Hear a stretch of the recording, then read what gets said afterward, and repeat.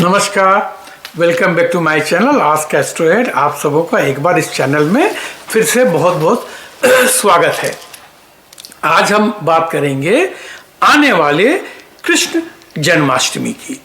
कृष्ण जी का जन्म ये बहुत ही महान पर हमारे हिंदुओं के महान पर्वों में से एक है और कृष्ण जन्माष्टमी तो हम मनाते हैं कि भाई कृष्ण जी का जन्मदिन है, ये सब जानते हैं, इसमें कोई नई बात नहीं है।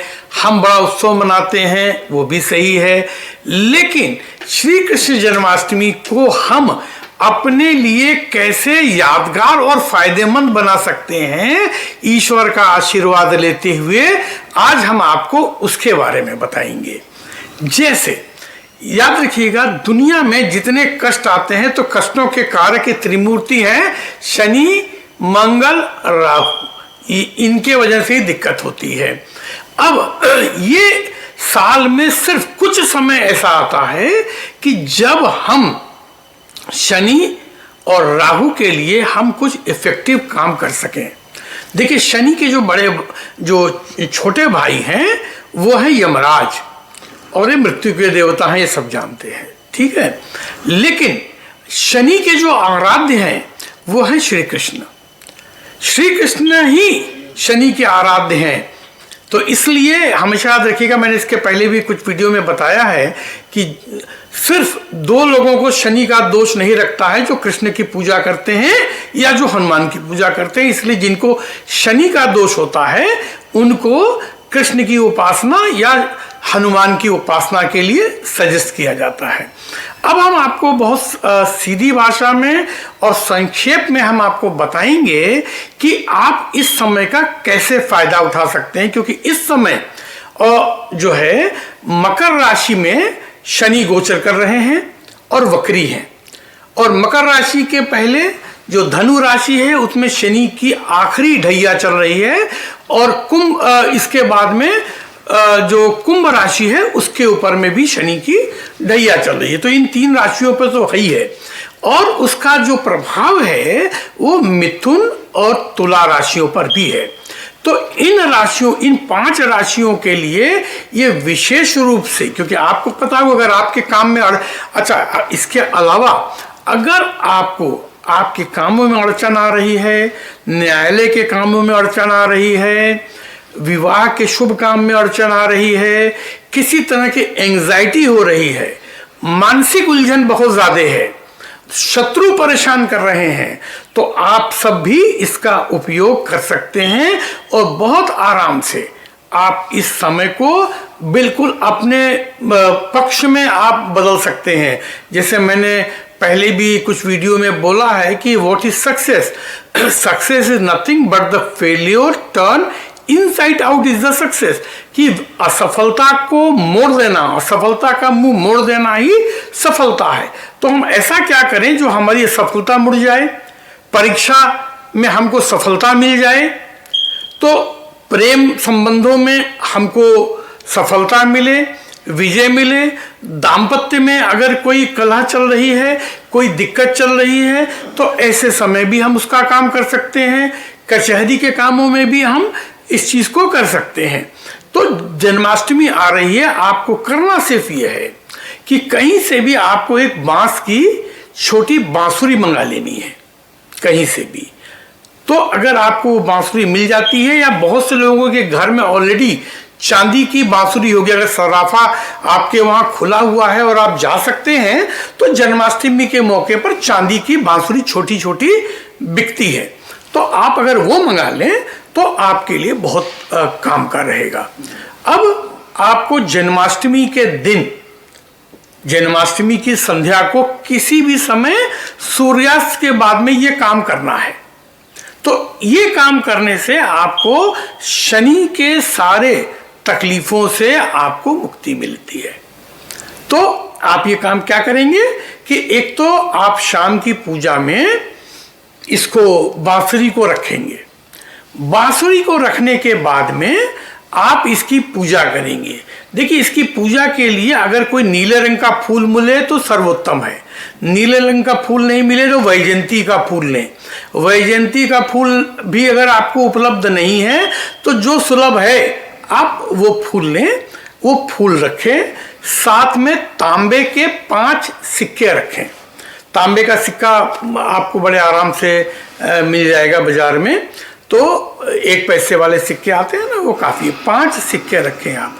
5 सिक्के रखने के बाद में आप जो है इसकी आरती उतार करके, धूप दे करके इसका पूजन करेंगे। और संध्या काल में आप जो है एक नींबू लेंगे, एक नींबू को बीच से काटेंगे, बीच से काट के उसका रस निचोड़ लेंगे। दक्षिण भारत के लोग ये काम अमूमन करते ही करते हैं। और उसको उलट देंगे, उलट के उसकी कटोरी बन जाएगी। उसकी कटोरी में आप 2 तेल के दिए जला लेंगे, चाहे तेल भरे या तेल से भीगी हुई बाती रख करके अपने दरवाजे पर रखेंगे और आप ये पूजन करेंगे। जैसा भी, कोई जरूरी नहीं है कि आपको बहुत सारे मंत्र आते हो। एक छोटा सा मंत्र है लेकिन बड़ा पावरफुल मंत्र है जो हम आपको शेयर करते हैं। वो है ओम क्लीं कृष्णाय गोविंदाय गोपी जन वल्लभाय स्वाहा। ये महामंत्र है, याद रखिएगा। तो ओम क्लीं कृष्णाय गोविंदाय गोपी जन वल्लभाय स्वाहा। हम नीचे डिस्क्रिप्शन में ये मंत्र रोमन में भी दे देते हैं और हिंदी में भी दे देते हैं, जिसको आप देख लीजिए, स्क्रीन पर आपको दिख जाएगा ये मंत्र। तो इस मंत्र का आप सिर्फ 11 बार जाप कर लें, सिर्फ 11 बार। और इसके बाद एक ऐसे ही नींबू की कटोरी वाला दिया, अगर आपके घर के पास में कोई पीपल का पेड़ है, ध्यान दीजिएगा सिर्फ, और जिनके वहां पर पीपल का पेड़ नहीं, इनको परेशान होने की जरूरत नहीं है, क्योंकि शनि का वास कई वृक्षों में माना गया है, जिसमें पीपल एक है। ये नहीं कि अकेला पीपल है, शमी का वृक्ष है। दूसरा आता है, अगर आपके पास में कहीं खजूर का वृक्ष है तो खजूर को भी उसी की श्रेणी में डाला गया है, तो आप खजूर के पेड़ के नीचे भी इसको जला सकते हैं, बरगद के नीचे भी जला सकते हैं। तो इनमें से कोई भी पेड़ हमको विश्वास है कि आपके आसपास जरूर मिल जाएगा, या थोड़ी अगर आपको कहीं ट्रेवलिंग करके जाना पड़े मंदिर तक भी, तो मंदिर में तो ये पेड़ आपको कहीं ना कहीं मिल ही जाएंगे। आप वहां पर एक दीप जला दीजिए और दीप जला के हाथ जोड़ के आपको प्रार्थना करनी है कि प्रभु इस कार्य में मेरी अड़चन आ रही है तो इसको आप दूर करो। इसके अलावा जो मैंने 3 राशियां बताई, धनु, मकर और कुंभ, मिथुन और तुला, इन लोगों को अगर आप लोग हफ्ते में एक बार किसी भी भिखारी को आप कुछ द्रव्य दे दें, जो सामर्थ्यवान है, जो कर सकते हैं, वो एक कंबल या चादर का दान करें, या एक जोड़ा चप्पल या जूता, अगर कर सकते हैं। नहीं कर सकते हैं, जैसे आजकल गौदान तो कोई करता नहीं है, गाय की पूंछ पकड़ ली, 101 रुपए में आपका गौदान हो गया, तो वो गौदान नहीं होता है। तो आप इतना जरूर दें पैसा किसी को। देखिए, आप अपनी बहुत बड़ी मुसीबत से निकलना चाहते हैं, मुसीबत जाएगी कैसे? वो कैरियर चाहिए ना। तो ये जो भिखारी होता है, शनि इसका कुछ नहीं बिगाड़ता है, याद रखिएगा। और वो भिखारी ही आपका जो है वो लेके जाता है। हमारा जैसे कहते हैं ना कि घर में सदका निकालने की प्रथा है, बलाएं निकालने की प्रथा है, तो वो क्या होता है, हम अपने घर की अला बला लेकर के किसी फकीर को दे देते हैं। मुस्लिम कम्युनिटी में वो लोग जो ज़कात और खैरात करते हैं, जो खैरात लेता है वो फकीर होता है। कोई घर का आदमी खैरात नहीं लेता, कोई अच्छा आदमी खैरात नहीं लेता है। तो वो खैरात जिसके पास जाती है तो आपकी बला लेकर के वो शनि को वापस कर देता है। तो अगर आप इसमें से कुछ भी करें, या किसी भी महीने की अमावस्या के दिन में, अमावस्या को अगर आप उस दिन पूरी सब्जी बना करके, और सब्जी किसकी होनी चाहिए? जो सब्जी जमीन के भीतर होती है, जैसे शकरकंद हो, आलू हो, इसकी कोई सब्जी बना करके उसमें थोड़ा हींग डाल के, तेज महक वाली होनी चाहिए, और ये आप करें तो निश्चित रूप से आपकी बाधा कटेगी और आप जिस काम के लिए आप प्रार्थना कर रहे हैं, आप विश्वास मानिए आपका वो सफल होगा, उसमें कोई दो राय नहीं है।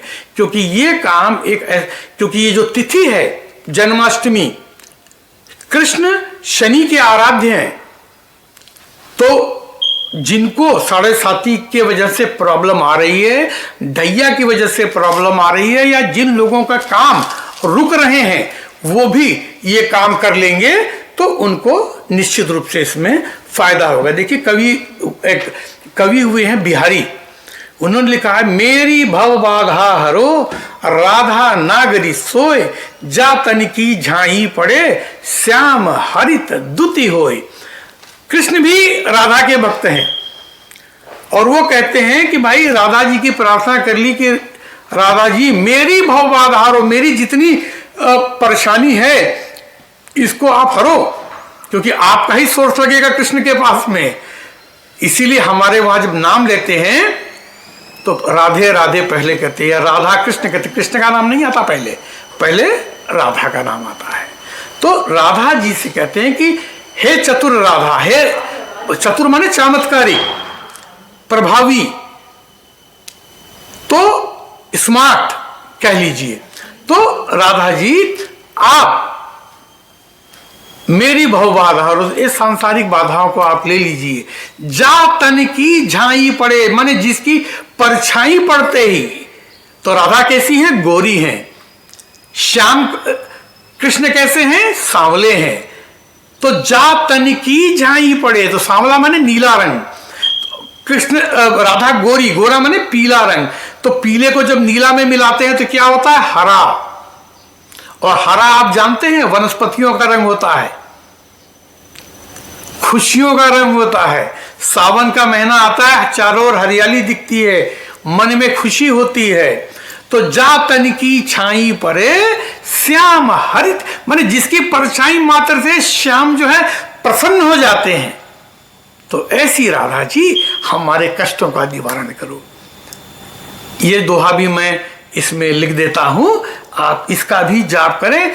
विश्वास माने बड़ा प्रभावी है और आप इस जन्माष्टमी को एक बिल्कुल सफल तरीके से मनाइए और इतना करके देखिए आपके कष्टों का निश्चित रूप से निराकरण होगा, इसमें कोई शक नहीं है, और आप सुखी, संपन्न और स्वस्थ रहेंगे। तो मिलते हैं किसी एक और वीडियो में जल्दी ही। तब तक के लिए सुखी रहिए, स्वस्थ रहिए। नमस्कार।